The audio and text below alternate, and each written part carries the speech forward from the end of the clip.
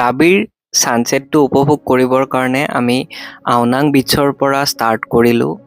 লং tail বোটৰ দ্বাৰা এই জাৰ্ণিটো start হৈছিলে আৰু আমি গৈ ছানছেটটো উপভোগ কৰিবৰ কাৰণে উপস্থিত হ'লোঁ।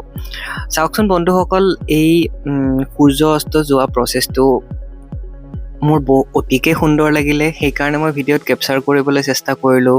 প্ৰয়াসটো নতুন আছিলে যদিও সূৰ্য অস্ত যোৱা প্ৰচেছটো দেখি মনটো অতিকৈ ভাল লাগিলে।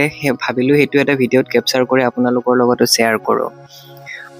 বন্ধুসকল, সূৰ্য অস্ত যোৱা প্ৰচেছটো দেখি মনত এটা কথা মনলৈকে আহিল যে সকলো বস্তু অন্ত হ'লেই যে সমাপ্ত হৈ যাব তেনেকুৱা নহয়। সূৰ্য অস্ত গ'লেহে আমি নেক্সট দিনাৰ সূৰ্য উদয়টো দেখিবলৈ পাওঁ।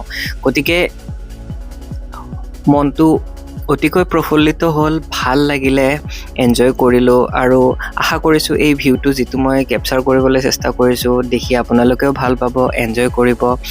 আৰু যদি ভিডিঅ'টো ভাল লাগে শ্বেয়াৰ কৰিব, লাইক কৰিবলৈ নাপাহৰিব।